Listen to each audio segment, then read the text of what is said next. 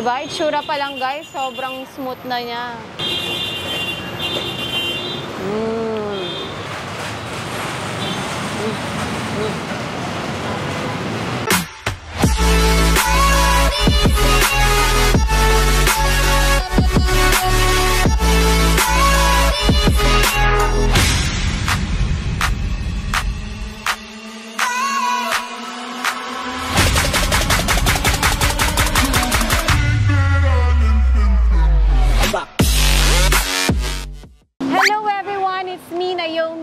And for today's food trip, andito ngayon tayo sa Espanya para kumain ng leche flan at ube. At andito nga tayo ngayon sa Anielas. Dahil alam nyo naman guys, magpapasko na, kaya perfect na perfect talaga ang ube at leche flan. At hindi lang ube at leche flan ang meron sa kanila dito. Meron din silang mga naglalakihan na donut. Kaya tara, kain na tayo!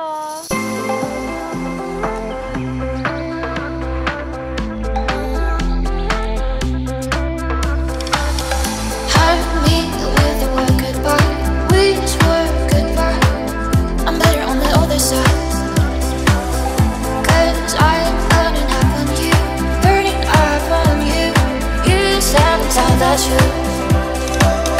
Hard to meet with the word goodbye. I'm better on the other side. I'm better on the other side.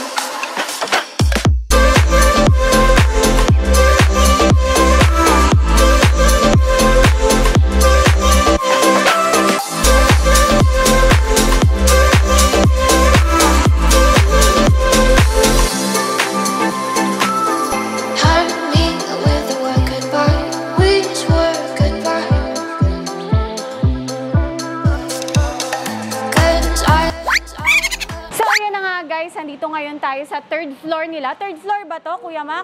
Fourth floor. Ayan, fourth floor to. Grabe. Parang nag-exercise. Anyways, ayan, andito nga tayo sa paggawaan nila ng leche flan at ube nila. So, as you can see, ayan, si Kuya bandang dito. Kuya, anong ginagawa nyo? Nililinis po.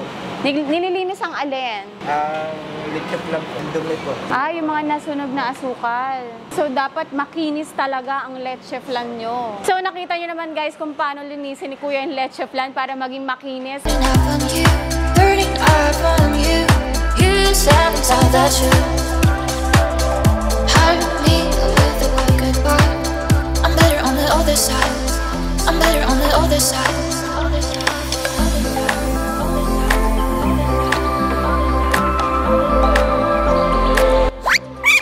At ayan na! So, titikman na natin ngayon ang leche flan at ube ng Anielas. So, unahin muna natin dito sa leche flan nila. Smooth! Diba? Itsura pa lang guys, sobrang smooth na niya.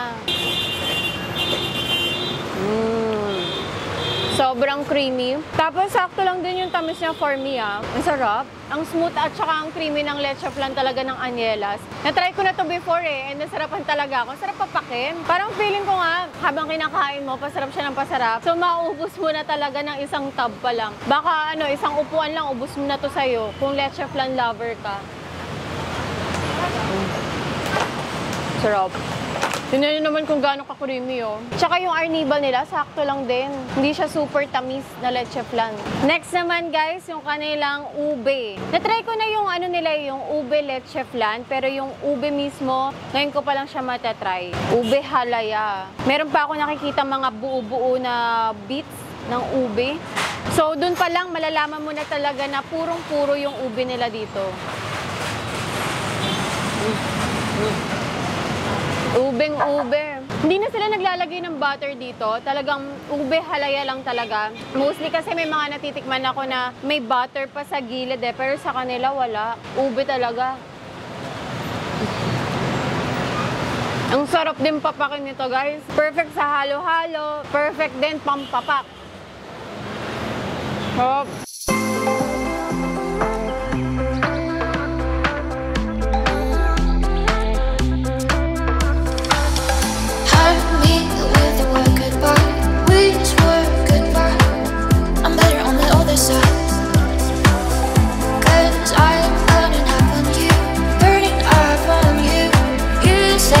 That's you.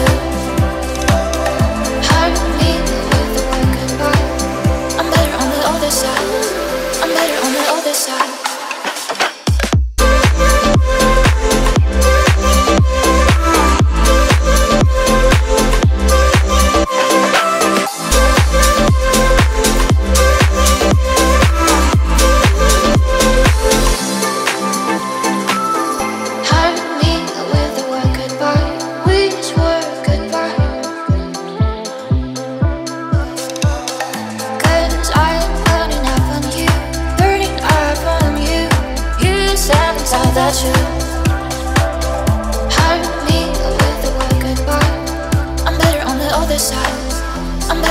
other side.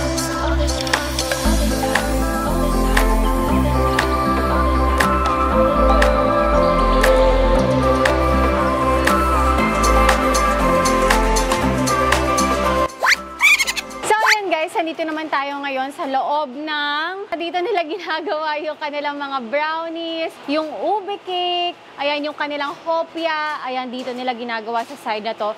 So malaki talaga yung ano nila, yung paggawaan nila ng mga pastries sila. Hiwalay yung leche flan, hiwalay yung ube, hiwalay din yung mga pastries like brownies, ayun. I'm better on the other side.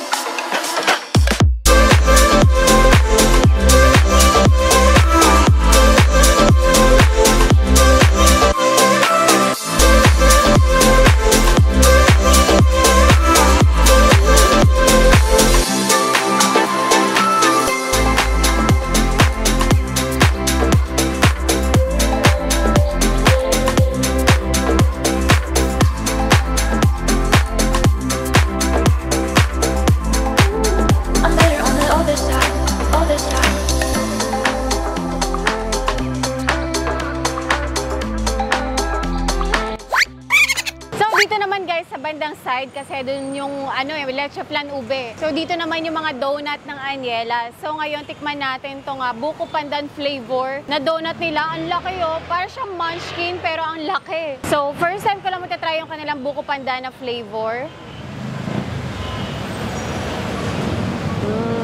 Nalalasa mo talaga yung niyog kasi meron pa siyang niyog sa labas eh. Tsaka ang soft niya. Yung bun soft. Tsaka may pagka-chewy din.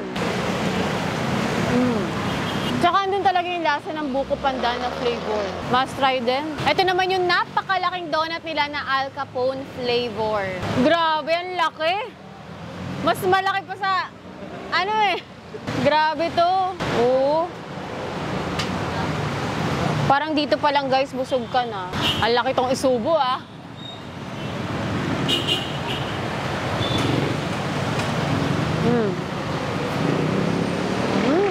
Grabe. Yung nasa tasa guys, grabe yung white chocolate. Hindi tinipid sa white chocolate yung yung taas. Tsaka yung almond, hindi rin siya tinipid grabe, ang generous sila maglagay.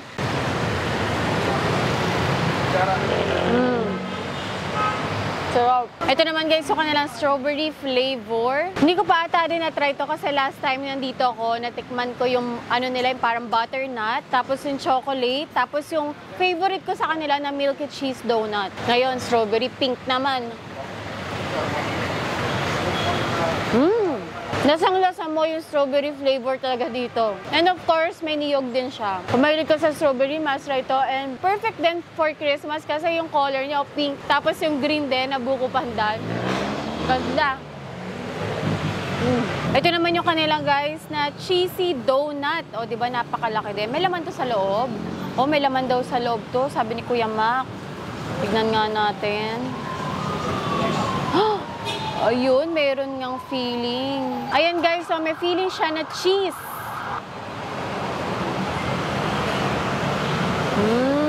Ang sarap nga din. Ako nagugustuhan ko talaga yung kanilang milky cheese donut. Kasi sobrang milky talaga yung labas niya. Tapos yung cheese din sa loob. And yung dough nila, ang soft.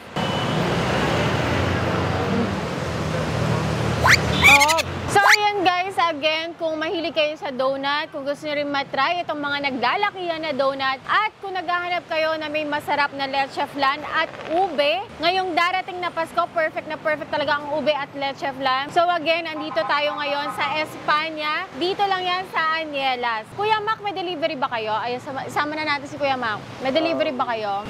Magbubook lang po kayo ng Grab.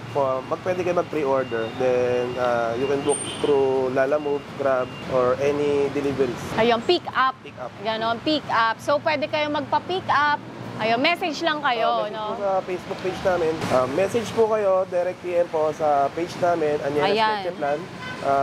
Doon po, bibigay po sa inyo yung prices and instructions for pick up and deliveries po kung paano po, anong time, and yung payment methods na rin po.